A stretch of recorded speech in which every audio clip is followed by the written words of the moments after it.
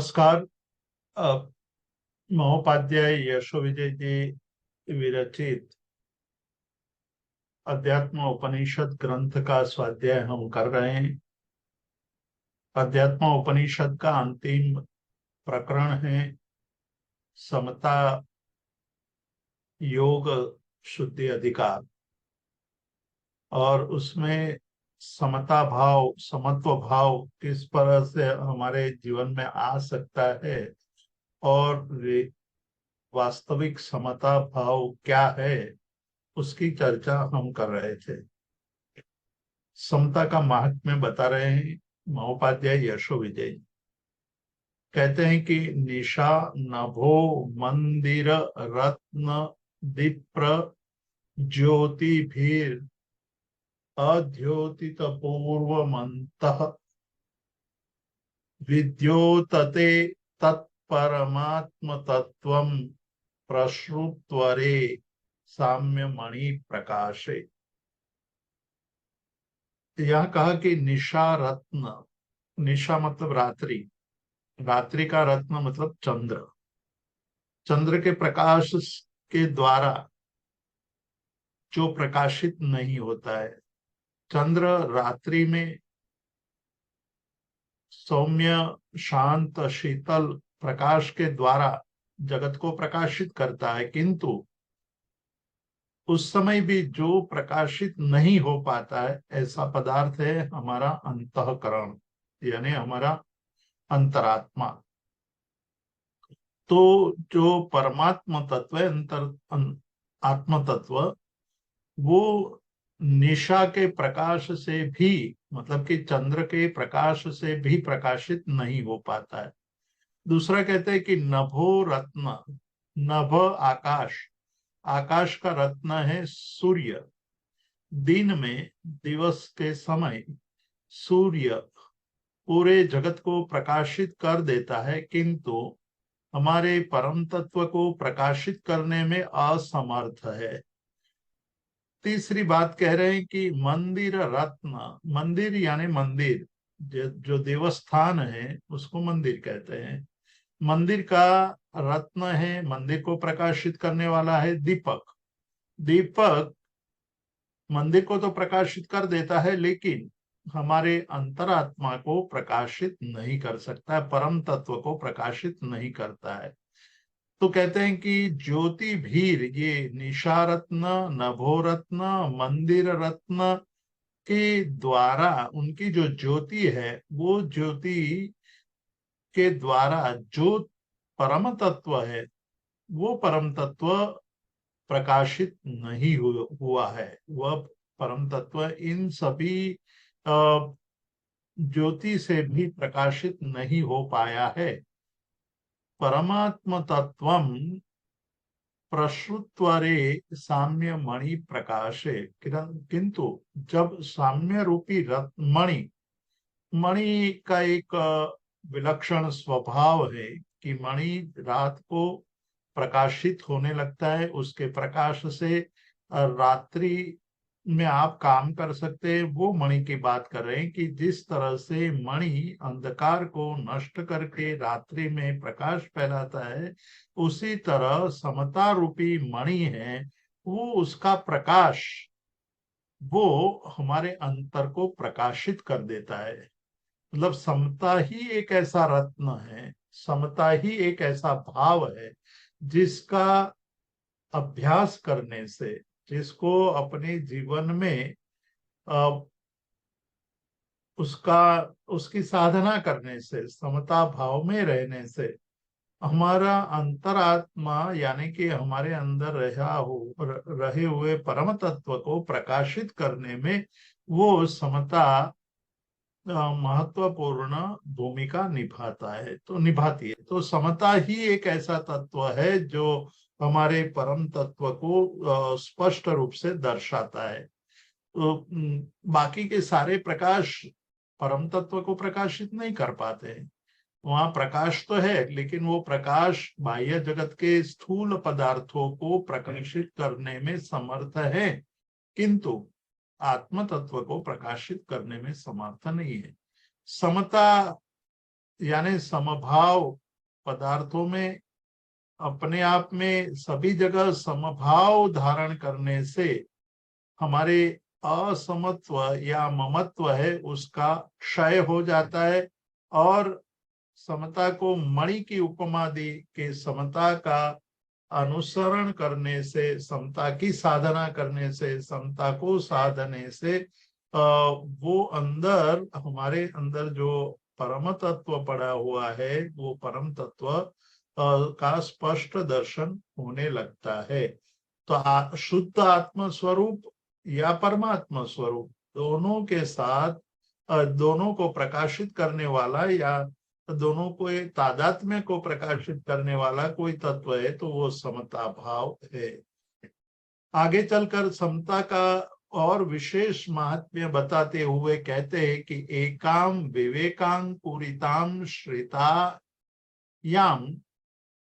निर्वाणमापुर भरतादिभूपः सैव रुजुमार्गः समता मुनीनाम अन्यस्तु तस्या निखिलः प्रपंचः।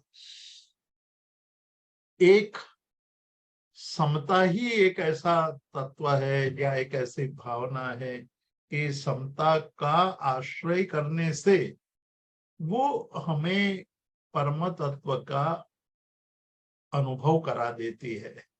पर समता कैसे आएगी? समता ने प्राप्त करने के लिए या समता को पाने के लिए क्या करना चाहिए, ये एक प्रश्न है, और प्रश्न बहुत गंभीर भी है। हम जब कोई निमित्त नहीं होता है तो समत्व भाव में है ऐसा मान लेते हैं, लेकिन वो आभास है, वो वास्तविक नहीं है। समत्व भाव में लीन होने के लिए हमारे पास क्या होना चाहिए, वास्तविक समता क्या है, और ये बराबर समझना चाहिए। क्योंकि हम ये मान लेते हैं, कई बार हम ये अनुभव करते हैं या हम ऐसा स्वीकार करने लगते हैं कि कई दिनों तक मैंने क्रोध नहीं किया है, मैंने मान अहंकार नहीं किया है, मैंने लोभ नहीं किया है, तो मैं अकशाई बन गया हूं। लेकिन उस तरह से मान लेना वास्तविकता नहीं है, वो तो गलत धारणा है, वो भ्रम है या आभास है, वास्तविकता नहीं है। इसलिए कहते कि एकाम विवेकांकुरिताम, एकमात्र विवेक से उत्पन्न होने वाली, मतलब विवेक बुद्धि से समता उत्पन्न होती है। विवेक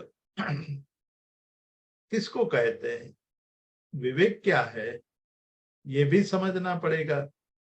एकमात्र समता का आश्रय करने से इतना सारा लाभ प्राप्त हो सकता है, जिसका लाभ का वर्णन उन्होंने एक दृष्टांत के द्वारा बताया कि जिस तरह से भरत महाराजा, भरत चक्रवर्ती, प्रथम चक्रवर्ती है, ऋषभदेव भगवान का पुत्र है, प्रथम चक्रवर्ती है, प्रथम चक्रवर्ती को अपने आरिसा भुवन में केवल ज्ञान हो गया, तो वो केवल ज्ञान होने में कारणभूत क्या बना, विवेक से अंकुरित, विवेक से उत्पन्न हो, अंकुरित होना, प्रकट होना, अंकुरित होना, उसमें से बाहर निकलना। जैसे बीज को फाड़ करके अंकुर बाहर निकलता है, और अंकुर से अंकुरित हुआ वो बीज फिर बाद में छोटा पौधा और फिर बाद में वृक्ष बन जाता है, और वृक्ष वो फल देने लगता है।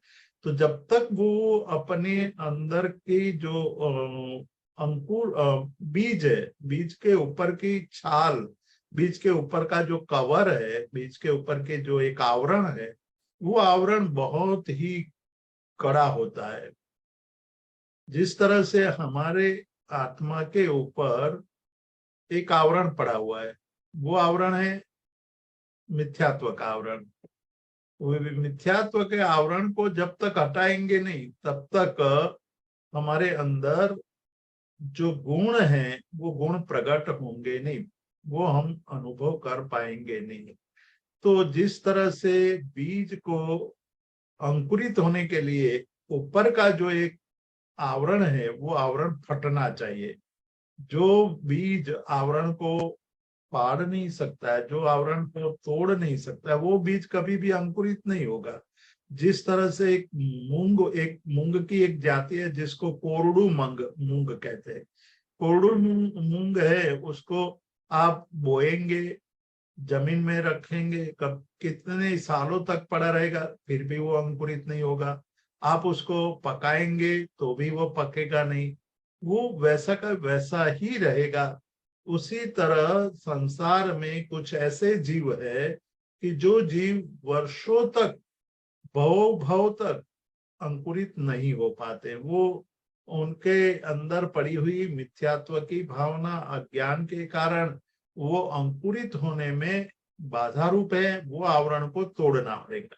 जैसे बीज के आवरण को तोड़ने से बीज में अंकुर निकलने लगता है, या बीज के आवरण को तोड़ करके अंकुर बनता है, अंकुर से फिर पौधा बाहर निकल आएगा।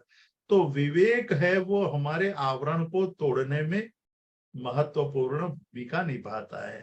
तो विवेक से समता की उत्पत्ति होती है। विवेकांकुरिताम श्रेता या निर्वाणम आपोहु भरतादि भूपाहा। भरत आदि भूपों ने, भरत आदि राजाओं ने, भरत महाराजा का ही दृष्टांत हम यहाँ लेंगे, उसके बाद बाकी के राजाओं की बात कर सकते हैं, लेकिन हमारे पास इतना समय नहीं रहेगा, इसलिए हम दूसरे आदि शब्द से जो राजाओं का दृष्टांत देना चाहते हैं वो केवल नाम रूप से हम उसका चिंतन स्मरण करेंगे। तो पहले हम भरत महाराजा की बात करेंगे। भरत महाराजा चक्रवर्ती हैं, 6 खंड के स्वामी हैं, अपार संपत्ति है। हर रोज राजसभा में अनेक राजा महाराजाओं उनके चरण छूते हैं, उनको नमस्कार करते हैं। इस प्रकार की समृद्धि होते हुए वो उससे अलिप्त रहे, उससे मुक्त रहे, समता भाव था। तो विवेक से समता और समता के कारण वो निर्वाण को प्राप्त हुए। विवेक से उत्पन्न होने वाले जो समता थी, उस समता का आश्रय करके भरत आदि राजाओं ने निर्वाण को प्राप्त किया। वही समता कैसी है? वो कहते हैं कि एकमात्र सरलतम मार्ग है किसका? मुक्ति का। यदि समता है तो मुक्ति आपको निश्चित रूप से मिलेगी। यदि समता नहीं है तो मुक्ति की बात करना तो सरल है, लेकिन मुक्ति पाना कठिन है। तो यहाँ कहते हैं कि सैव रुजु मार्ग समता, वो समता ही रुजु मार्ग है, मतलब सरल मार्ग है। मुनिनाम अन्यस्तु तस्या निखिल प्रपंच। अब कहते हैं कि बाकी सभी जो बात है, जो आचार है, बाकी सभी तो वो समता के आगे पीछे रहने वाला प्रपंच है, मतलब उसका उसी का विस्तार है। तो यहाँ महोपाध्याय यशो विजय जी कहना चाहते हैं कि एकमात्र समता से ही हमें सरलता से मुक्ति प्राप्त हो सकती है। तो समता का इतना गुणगान गा रहे हैं, महिमा बता रहे हैं कि समता है तो मुक्ति पाना बहुत आसान है। उसी की चर्चा आगे बढ़ा रहे हैं। आगे बढ़ाते कहते हैं कि अल्पे साधु न कषाय वन्नो ahvaya विश्वासम उपेति भीतः प्रवर्धमान स देहात् गुणौघम साम्य अम्बुपूर यदि नापनीतः। अब कहते हैं कि भीतः, भीरु, भीरु यानी भयभीत, भयभीत साधु। जो साधु किससे डरता है? तो पापों से डरता है। साधु किससे डरता है? साधु को डर होता है कि मैं कहीं संसार में भटक न जाऊं, इसलिए हमेशा सजग रहता है। साधु जीवन एक तरह से ये कहा गया है कि तलवार की धार पर चलने जैसा अति कठिन है। यानी कि तलवार की धार पर चलने वाले जो बाजीगर होते हैं, यानी कि जो तलवार की धार पर चलने की कला जो जानते हैं, ऐसे कुछ लोग होते हैं। ऐसे लोगों की बात कर रहे हैं कि वो जब तलवार की धार पर चलेंगे तब वहां कोई गलती नहीं करेंगे, वो पूरी सजगता से चलेंगे। उनको ये पता है कि जरा सी भी गलती कर दी तो तलवार की धार पैर को काट देगी और फिर चलना ही मुश्किल हो जाएगा। इसलिए तलवार की धार पर चलने के लिए अभ्यासी मनुष्य बहुत सजगता पूर्वक चलता है। उसी प्रकार साधु इस संसार में साधुत्व का पालन करते हुए अत्यंत सजगता को धारण करते हैं। अल्पेपि साधुर न कषाय वह्नौ अहवाय वह्नौ विश्वासम उपैति भीतः। वो कहते हैं कि अल्पेपि साधु जो भीत यानी भयभीत हुआ साधु, अल्पेपि कषाय वह्नौ, थोड़ी सी भी कषाय वन्नी को, छोटी सी वन्नी मतलब ऐसी वन्नी की जो हमें जला नहीं सकती है लेकिन उसकी उष्णता होती है, बहुत छोटी सी वन्नी हो तो उससे हम डरते नहीं है। किंतु यहाँ साधु के लिए कहते हैं कि वो छोटे छोटे कषाय, बहुत अल्प कषाय, अल्प कषाय पर भी विश्वास नहीं करते। साधु का ये सजगता का आचरण होता है कि साधु छोटे से क्रोध से, छोटी सी मान से, छोटे से माया से, अल्पतम लोभ से भी विश्वास नहीं करेंगे। वो कहेंगे कि भाई ये छोटा है तो उसको बड़े होने में देर नहीं लगेगी। मतलब आज छोटा कषाय है, वो कल बहुत बड़ा हो सकता है। एक अग्नि का, छोटी वन्नी का, एक वन्नी की एक चिनगारी है, वो बड़ी बड़ी इमारतों को भी जला सकते हैं। तो एक छोटी सी वन्नी पूरे मकान को, भव्य इमारत को जलाने में सक्षम है। उसी तरह हमारा जो एक चारित्र रूपी, आचरण रूपी जो महल बना हुआ है, वो महल को नष्ट कर देने में, चारित्र रूपी महल को नष्ट कर देने में ये कषाय, क्रोध, मान, माया, लोभ सक्षम है। छोटा सा क्रोध धीरे धीरे बढ़ जाता है, पता भी नहीं चलता है। शुरुआत में हमें लगता है कि भाई इतना क्रोध तो करना चाहिए, फिर धीरे धीरे वो क्रोध बढ़ने लगता है।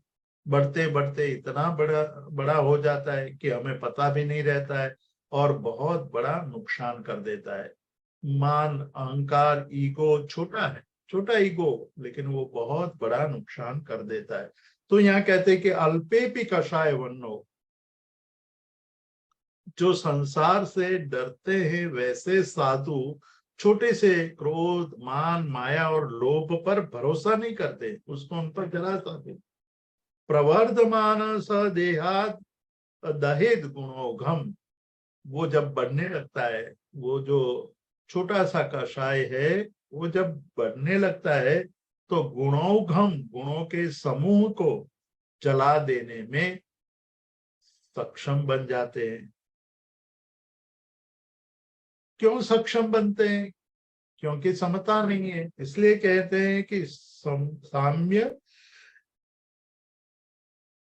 साम्य अम्बुपुरेर, यदि पानी के प्रवाह से यदि हमने क्रोध, मान, माया, लोभ रूपी जो अंदर पड़े हैं विकार, उस विकार को यदि हमने साम्य रूपी जल से शांत नहीं कर दिया है, नष्ट नहीं कर दिया है, तो वो वर्धमान, वो तो बढ़ने लगता है और बढ़ते हुए पूरे के पूरे गुणों के समूह को नष्ट कर देता है।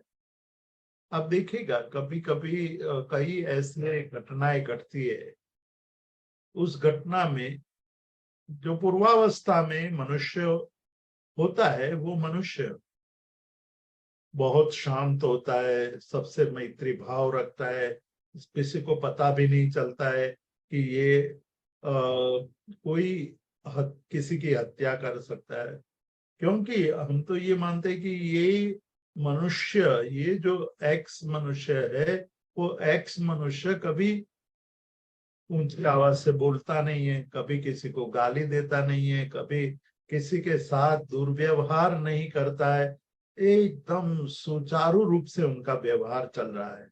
लेकिन उनको पता है कि मेरे अंदर थोड़ा बहुत कषाय है, क्रोध है, मान है, माया है, लोभ है, इस प्रकार के अल्पतम कषायों को भी वो तो मान लेता है कि ये मुझे कोई नुकसान नहीं करेगा, ऐसा मान करके उस पर भरोसा करके बैठ जाता है।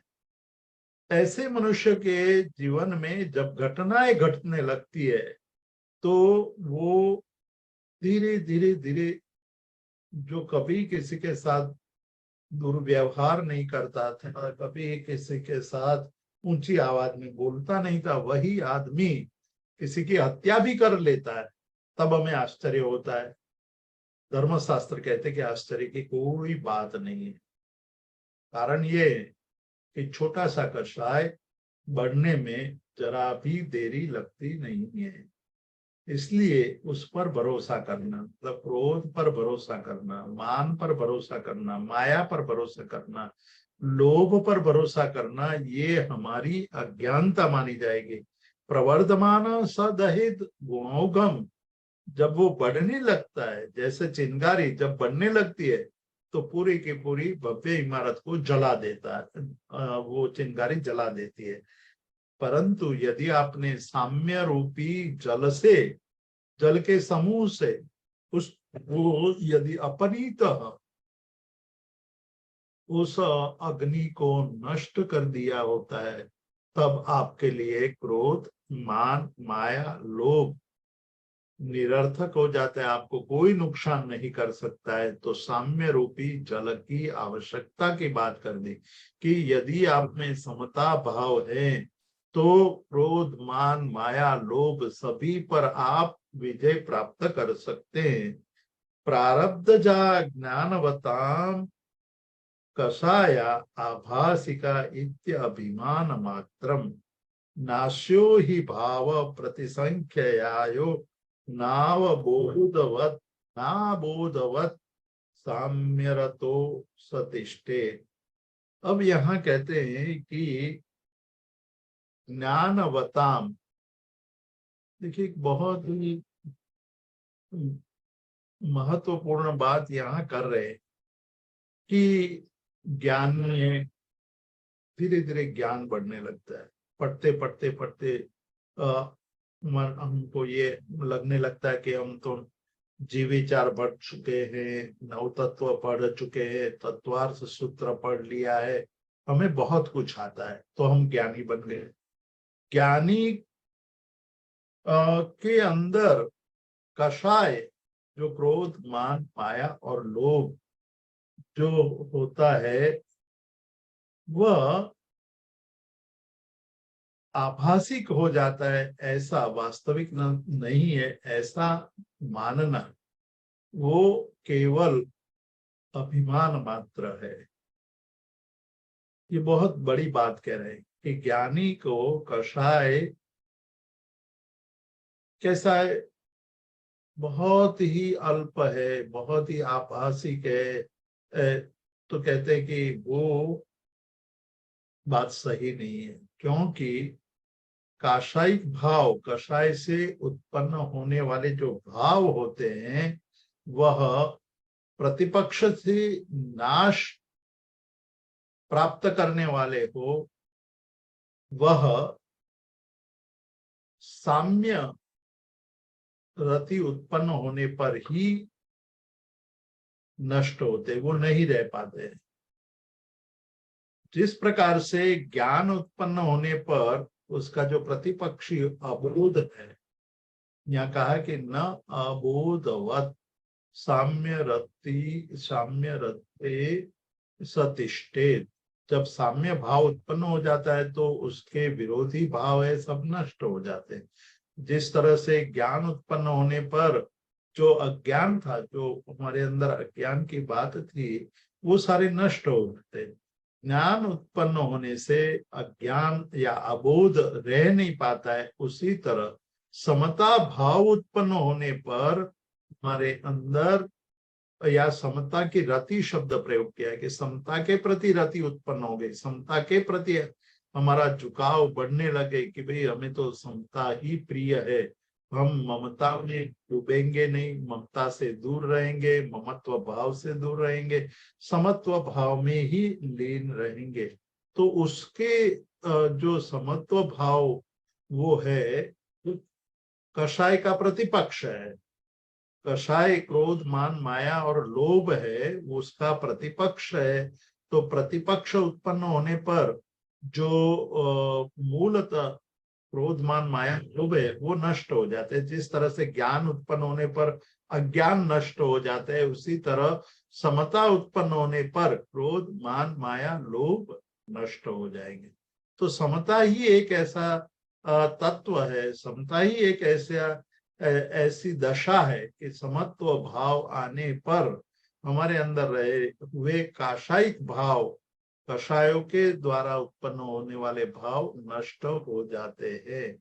तो इसलिए कहा कि समता का आश्रय करना चाहिए, समता की साधना करनी चाहिए। अब आगे चलते हुए कहते हैं कि साम्यम विना यस्य तपः क्रियादेर निष्ठा प्रतिष्ठा जन मात्र एव। बहुत ही गंभीर बात कर रहे हैं कि साम्य के बिना, समता भाव के बिना आप में अंदर समता नहीं है, समता नहीं है, और कोई तप कर रहा है या कोई क्रिया कर रहा है। क्रिया के दो यहाँ भेद कर दिए कि एक समता से युक्त क्रिया और एक समता भाव के बिना होने वाली क्रिया। समता के बिना भी तप आदि होता है और समता के बिना क्रिया आदि भी होती है। एक समता के सहित समता युक्त तप, समता युक्त क्रिया। तो कहते हैं कि समता के बिना यदि आप तप करते हैं, क्रिया करते हैं, कोई भी अनुष्ठान करते हैं, वो अनुष्ठान कहाँ समाप्त हो जाते हैं? तो कहते हैं कि वो प्रतिष्ठा प्राप्त करने में ही समाप्त हो जाते हैं। मतलब तप करने लगा, तप करते करते उनको प्रतिष्ठा मिल गई कि ये तो बहुत बड़े तपस्वी है, बहुत त्यागी है, बहुत क्रियावान है, और रोज सुंदर क्रिया करते हैं, सुंदर रूप से वो भक्ति करते हैं, परंतु समता नहीं है। समता नहीं होने पर ये सब जो क्रियाएं हो रही है वो प्रतिष्ठा प्राप्त कराने में समाप्त हो जाती है। और वैसे जीव में से तप और जप करने वाले, अनुष्ठान करने वाले जो जीव है वह कामधेनु, चिंतामणि रत्न, कामकुंभ, उसको फूटी कौड़ी के भाव में बेच देते हैं, यानी फूटी कौड़ी के मूल्य में ही उसको नष्ट कर देते हैं। अब यहां देखिए, एक कहा कि समता रहित तप जप आदि क्रिया है, वो क्रिया प्रतिष्ठा प्राप्त करने के लिए हो जाती है। तो उनके तप करते करते मन में होने लगता है कि मैं तप कर रहा हूं तो मुझे प्रतिष्ठा मिले, मैं बहुत तपस्वी हूं, ऐसा लोगों में मेरी प्रतिष्ठा होने लगे, लोग मुझे मान सम्मान करेंगे, मुझे हार सम्मान में हार आदि पहनाएंगे, सब मुझे पूछेंगे। ये भाव उनके मन में आ जाता है, समता नहीं है। तो समता के बिना जो क्रियाएं होती है, तप होता है, अनुष्ठान होता है, वो मात्र प्रतिष्ठा दिलाने तक ही रहता है, बाद में समाप्त हो जाता है। ऐसे लोग कामधेनु, चिंतामणि रत्न, कामधेनु का मतलब है कि आपकी जो इच्छाएं हैं वो परिपूर्ण करने वाली धेनु यानी चिंतामणि रत्न यानी कि जिस रत्न के पास जाकर के आप मन में जो चिंता करेंगे, मन में जो चिंतन करेंगे, वो सारे के सारे चिंतन को परिपूर्ण करने वाला रत्न, मतलब उसका इतना अत्यधिक मूल्य है कि आप संसार की कोई भी मूल्यवान से मूल्यवान अति अति महंगी वस्तु भी खरीद सकते हैं। आपके पास मान लो कोहिनूर हीरा आ जाए, तो कोहिनूर हीरा का मूल्य कितना? कोहिनूर हीरा का मूल्य इतना ज्यादा है कि आप जो चाहे वो खरीद सकते हैं। दुनिया की कोई भी चीज कोहिनूर से ज्यादा मूल्यवान नहीं है। उसी तरह ये जो हमारे क्रिया है, तप है, वो यदि समता पूर्वक किया जाए तो वो चिंतामणि रत्न समान है। लेकिन यदि हम समता भाव से रहित होकर के यदि करते हैं तो वो हम चिंतामणि रत्न को कोटि कौड़ी के भाव में बेच देते हैं। मतलब प्रतिष्ठा प्राप्त करना तप जप का कोई उसका उपयोग नहीं है, कि प्रतिष्ठा प्राप्त करने के लिए तप नहीं है। तप तो हमारे कर्मों का क्षय करने के लिए, तपसा निर्जरा च, कर्मों की निर्जरा करने के लिए। तो तप एक तरह से चिंतामणि रत्न समान है। लेकिन प्रतिष्ठा प्राप्त करने के लिए यदि हम तप करते हैं तो हम तप को कोटि कौड़ी के मूल्य में बेच देते हैं। काम कुंभ, कुंभ घड़ा एक ऐसा घड़ा है कि जो आपकी सभी इच्छा, काम इच्छा, काम अर्थात इच्छा, सभी इच्छाओं को परिपूर्ण कर देता है। तो वो घड़ा जो अपनी सारी इच्छाओं को परिपूर्ण करने वाला होता है वो बहुत ही मूल्यवान होता है। मतलब कि ये जो काम कुंभ, एक ऐसे कुंभ की कल्पना की है हमारे पूर्वजों ने कि वो आपकी सभी इच्छाओं को परिपूर्ण कर देता है, वैसा एक कुंभ है। कहने का मतलब ये है कि कुंभ में इतने मूल्यवान रत्न पड़े हुए हैं कि उसमें से थोड़े रत्न भी आपने बेच दिए निकाल करके, वो प्रेशियस स्टोन से भरा हुआ कुंभ है, उसमें से एक थोड़ी मुट्ठी भर रत्न निकाल लिए तो उस रत्न से आपकी सारी इच्छाएं, जितनी भी इच्छाएं परिपूर्ण हो जाएगी। फिर भी घड़ा तो भरा हुआ है, इसलिए काम कुंभ कहा है। तो वैसे काम कुंभ रूपी हमारे तप है, हमारी क्रियाएं हैं कि यदि आप तप जप क्रिया आदि करते हैं तो वो क्रिया चिंतामणि रत्न काम कुंभ काम धेनु से भी अधिक मूल्यवान है। लेकिन यदि हम बिना समता भाव से उसका आचरण करते हैं तो वो हमारे दशा कोड़ी रत्न फूटी कोड़ी से रत्न को बेच डालने की है। तो ये मूर्ख आदमी होगा कि जो नदी के किनारे बैठा हुआ है, उसके हाथ में रत्न है, और कोई जानकार आदमी वहां से निकलता है और कहता है कि देखो भाई तुम्हारे पास रत्न है पर वो तो चमकीला पत्थर है, वो उससे कहीं खेला नहीं जाता है। लेकिन मेरे पास ये कौड़ी है, ये कौड़ी से मैं खेल खेल सकता हूँ, तुम भी मेरे साथ खेलो। तो खेल खेलते हुए उनको बहुत आनंद आने लगता है कि हाँ हाँ ये कौड़ी ही अच्छी है, रत्न से क्या खेल नहीं सकते हैं। फिर वो आदमी कहेगा कि भाई देखो मैं ये कौड़ी तुम्हें दे सकता हूँ यदि तुम मुझे रत्न दे दो। तो वो तो रत्न कौड़ी में मोहित हो गया है, वो अज्ञानी है, मूर्ख है, उसको पता नहीं है कि ये रत्न से तो ऐसी लाखों कौड़ियां खरीद सकता है। लेकिन वो कौड़ी में मोहित हो गया तो कौड़ी के दाम में अपने रत्न को दे देता है। उसी तरह जो साधक अपने जीवन में जो धर्म क्रिया है वो साम्य के बिना, समता भाव के बिना करता है तो वो काण कर्पद मूल्यम, काण काण मतलब फूटी, कर्पद मतलब कौड़ी, फूटी कौड़ी के दाम में अपने महान रत्नों के समान तप जप आदि बेच देता है।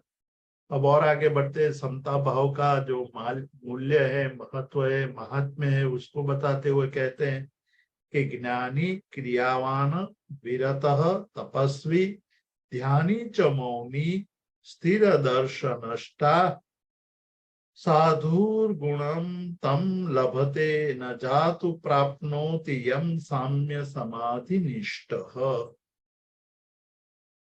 साम्य रूपी साम्य समाधि में जो लीन है, निष्ठ है, उसका महात्म्य बताते हुए कहते हैं कि वो कहते हैं कि ज्ञानी, एक ज्ञानी है, बहुत ज्ञान है जिसमें,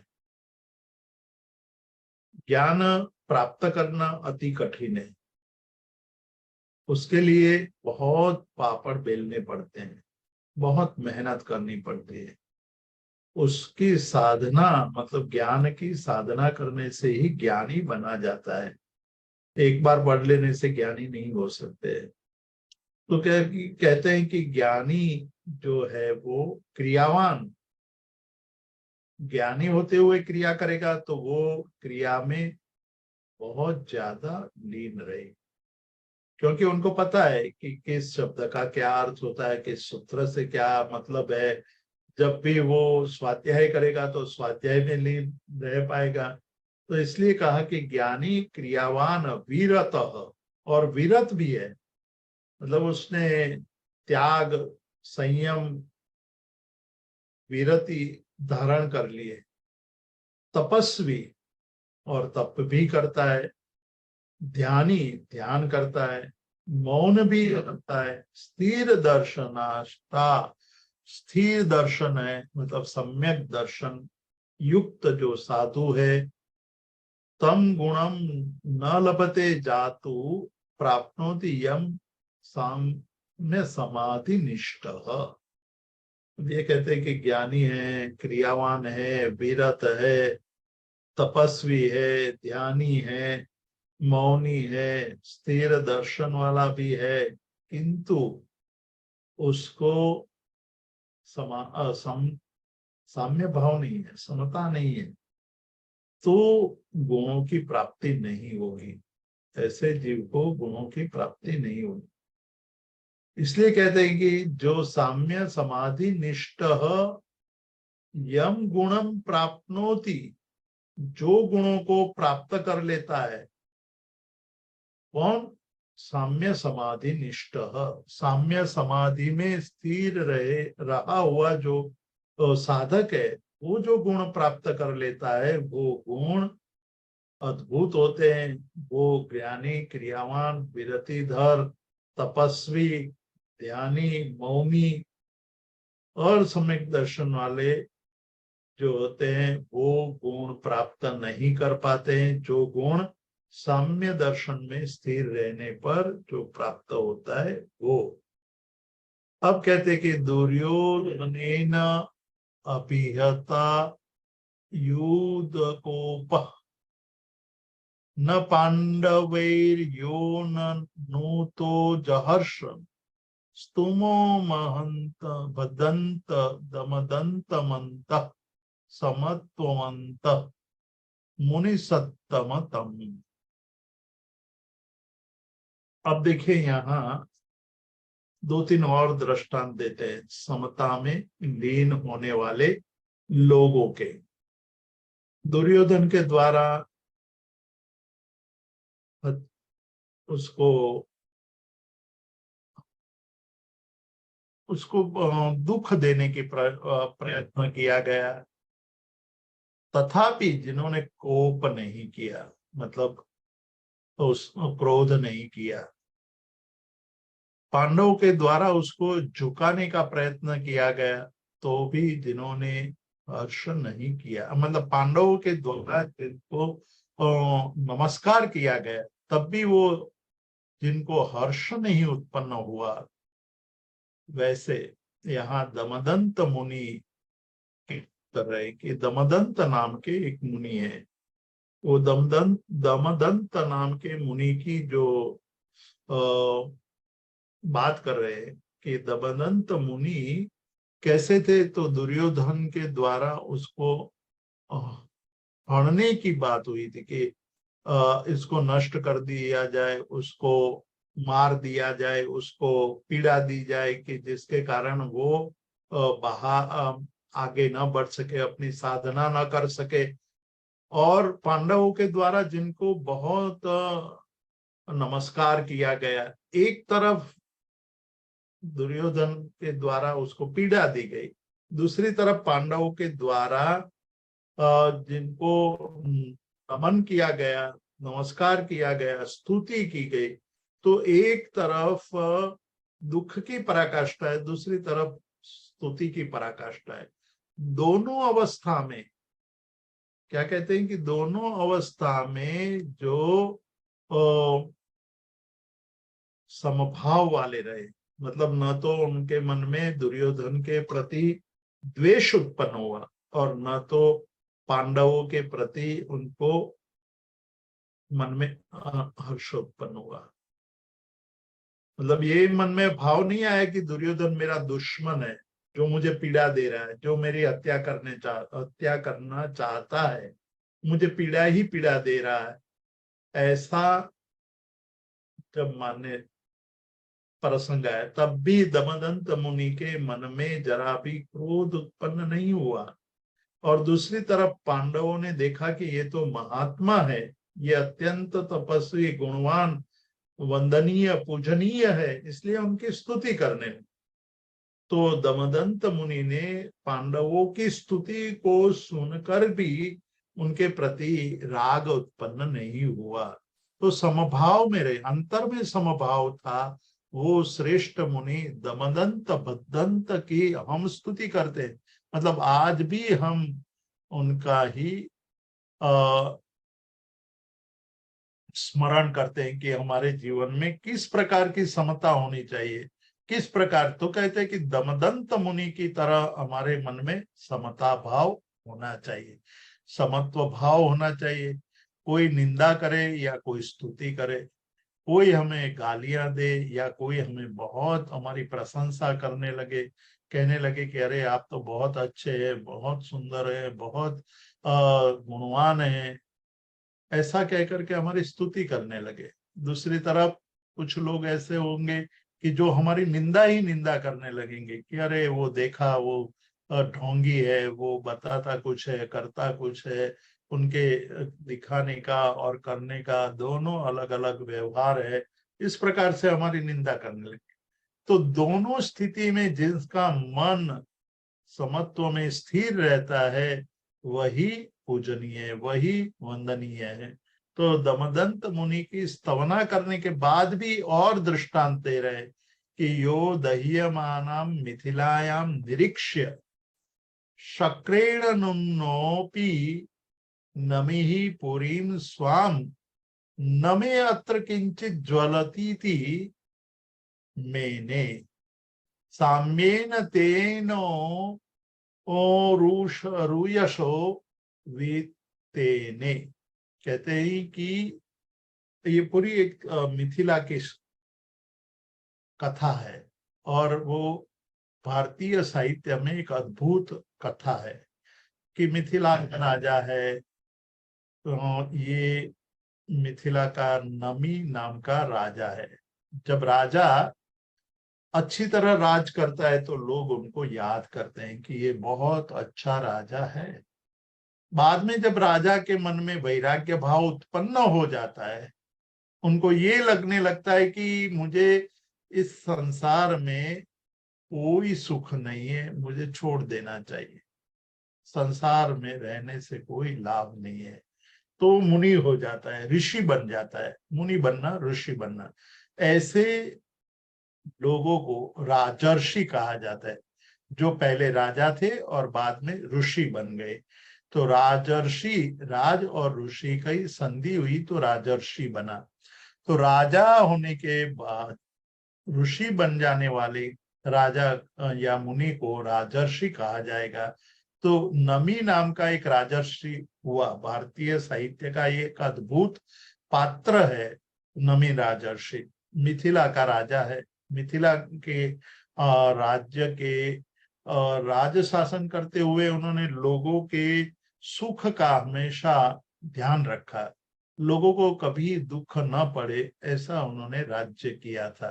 तो नमी राजर्षि जब संसार छोड़ करके जंगल में साधना करने लगे तो उनकी साधना की स्तुति इंद्र करने लगे। वो स्तुति अद्भुत थी कि एक राजा जब संसार को छोड़ करके अपनी आत्म कल्याण के लिए जंगल में विचरण करते हैं, तो कुछ लोगों को लगा कि भाई ये हमारा ये जो देव है, इंद्र है, उनके आज कुछ हो गया है कि मनुष्यों की स्तुति करने लगा है। देवों से बढ़कर तो कोई हो ही नहीं सकता है, और यह मनुष्यों की स्तुति करने लगता है। तो उनकी परीक्षा करने का मन हुआ। उन्होंने एक नाटक रचा। वो देवलोक से नीचे उतर करके पृथ्वी पर आए। पृथ्वी पर आकर के नमी राजर्षि के सामने उन्होंने एक इंद्रजाल रचा, मायावी नगरी। वो नगरी थी मिथिला, मायावी मिथिला नगरी बनाई, और उसके धुएं आकाश में बहुत ऊंचे ऊंचे उड़ रहे थे। जिस तरह से आज आप देखिए कि हमास पर बॉम्ब फेंके जाते हैं और उस समय उसकी ज्वाला और उसके जो धुआं है वो आकाश में छा जाता है, उसको देख करके किसी को भी मन में ये हो जाता है कि कितना बड़ा विनाश हो रहा है। तो ये देव ने भी इस प्रकार की एक मायाजाल रच दी, और वो मिथिला के राजर्षि जो है, नामी राजर्षि, उनके पास आप आकर के कहते कि अरे राजर्षि, आप देखो क्या हो रहा है, तुम्हारी मिथिला तुम्हारे सामने जल रही है, उसकी ज्वालाएं देखो कितनी ऊंची ऊंची उड़ रही है, उसका धुआं देखो पूरे आकाश को काला कर दिया है, और तुम्हारे मन में दया नहीं आती है कि मैं यहाँ से उठ करके जाऊं और मिथिला के लोगों की रक्षा करूं। आपके मन में इतना नहीं करुणा का भाव आ रहा है। फिर उसने दूसरी माया जाल रच दी। उस माया जाल में उसने मिथिला के नगरी के लोगों के रोने की रुदन अत्यंत करुणार्द्र स्वर से रोते हुए दिखाया। उनके नगर के लोग उनको कहने लगे कि हे राजा, तुम कितने निर्दय हो, हम जल रहे हैं, हम मर रहे हैं, और आप अपनी साधना में खड़े हैं, आपको जरा भी दया नहीं आती है हम लोगों को बचाने की। आप तो समर्थ हो, आपके पास शक्ति है, आपके पास सामर्थ्य है, बल है, और आप बचाने के लिए हमारे पास आते क्यों नहीं हो। तब भी राजर्षि के मन में कोई भाव उत्पन्न नहीं हुआ। उसके बाद शक्र ने, इंद्र ने कहा कि ये तो ऐसे उनके मन में कोई राग द्वेष उत्पन्न नहीं हो रहा है। तो उन्होंने कहा कि राजा जी, अब देखो कि ये आग की ज्वालाएं महल तक पहुंच गई है और महल को जला रहा है। ये आग जला रही है, आपके महल के अंदर अनेक रानियां रो रही है, रुदन कर रही है, आक्रंद कर रही है, तो उनको बचाओ तुम जा करके। तब ये राजा कहते हैं, मतलब राजर्षि कहते हैं कि मिथिलायाम दह्यमानायाम न दहति में किंचन। मिथिला नगरी जल रही है, मेरा कुछ भी नहीं चल रहा है, मैं सब कुछ छोड़ चुका हूं, और जब मैंने छोड़ दिया है तब वो मेरा नहीं है। जब मेरा नहीं है तो मुझे क्या पीड़ा होगी, मैं उससे दुखी नहीं हो रहा। अनेक प्रलोभन, अनेक भयात्मक दृश्य इंद्रजाल के द्वारा रचने पर भी ये कहते कि न मे अत्र किंचित ज्वलति इति मेने, कहते कि मेरा कुछ भी जल नहीं रहा है।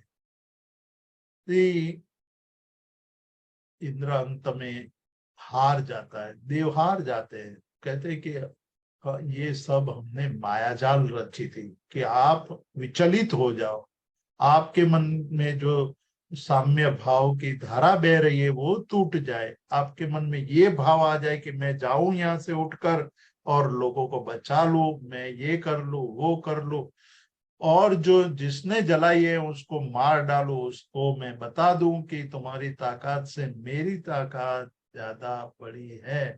पर वहां तो नमी राजर्षि ने कहा कि मिहिलाए डज्जमाणिये नमे डज्जई किंचणम।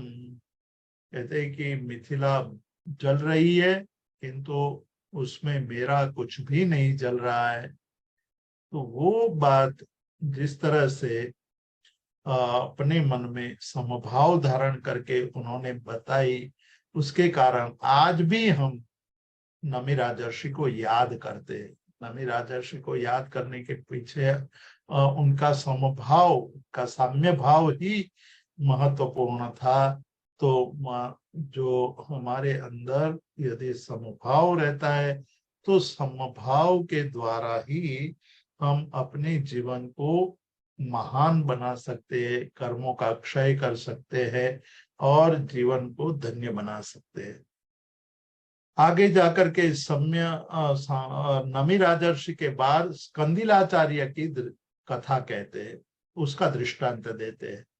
स्कंदिलाचार्य की कथा हमने पहले एक बार यहाँ कही है कि स्कंदिलाचार्य के 500 शिष्य को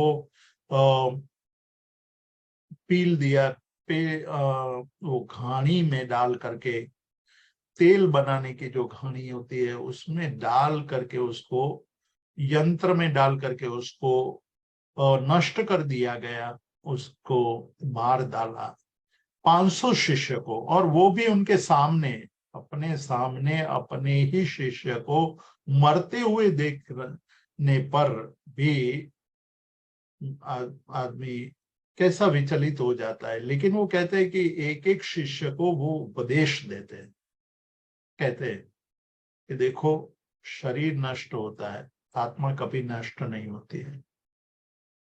आत्मा का गुण है समता, आप समता धारण करते रहोगे, आत्मभाव में लीन रहोगे।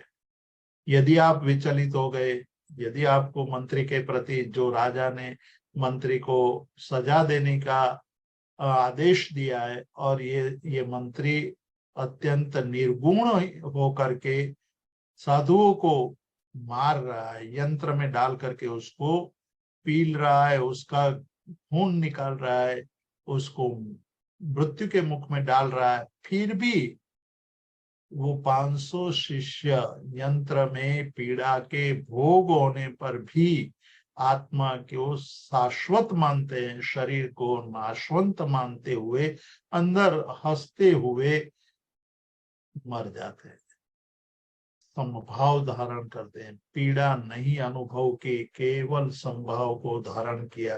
तो साम्य भाव का ये महात्म्य है और साम्य भाव में रहना ही सबसे बड़ा धर्म है। तो ये जो बात है उस बात को यहाँ हम अभी रुकेंगे, हम और बातें जो है वो अगले स्वाध्याय में करेंगे, और अगले स्वाध्याय में ये ग्रंथ पूर्ण हो जाएगा, उसकी पूर्णाहुति होगी। बहुत लंबे समय से हम इसका स्वाध्याय कर रहे हैं, अगले स्वाध्याय में इस ग्रंथ की पूर्णाहुति होगी। तो हम यहाँ अटकते हैं और समता भाव को और सुदृढ़ बनाने की कोशिश करेंगे। जी जीतू भाई, थैंक यू जीतू भाई, थैंक यू सो मच। आज चूंकि अभी प्रदीप भाई ने जस्ट इन्फॉर्म किया कि आपका प्रकृत क्लास 3 मिनट में शुरू होने वाला है, तो आज मैं यहाँ प्रश्नों की श्रृंखला को शुरू नहीं करूंगी, और किसी को कोई भी प्रश्न रहेगा तो आप ग्रुप पे डाल सकते हैं, 1 घंटे के लिए ओपन रहेगा। और चूंकि या समय हो चल रहा है, जीतू भाई का दूसरा क्लास है, तो आज मैं यहाँ इस कक्षा को यहाँ पे विराम देने का ये करते हैं सर। और दूसरी ये है कि सभी लोगों को बता दूं कि आप प्लीज जो हमने लिंक शेयर किया है ट्रांसक्रिप्ट का, वो हमारे ग्रुप के डिस्क्रिप्शन पे है, प्लीज उसको हमेशा चेक किया करते रहें, क्योंकि कल हम 4 और नए ट्रांसक्रिप्ट डालने वाले हैं और ऐसे ऐसे करके हम लोग डालेंगे। Instead of drop sharing the same link again and again, हम लिंक के में ही जाके अपडेट कर देते हैं। तो प्लीज आप लोग उसको डिस्क्रिप्शंस में लेकर के वहीं से please click the link and avail that all the transcripts are there. तो जीतू भाई, हमें यहाँ पे आज के कक्षा को विराम दे सकती हूँ, राइट? हाँ जी, हाँ जी, जी थैंक जी, you. Thank you so much Jitu भाई। सभी को सादर जय जिनेन्द्र। प्रदीप भाई बहुत घबरा रहे हैं कि क्लास में सिर्फ 2 मिनट बाकी है करके। तो thank you so much everyone, good night, जय जिनेन्द्र।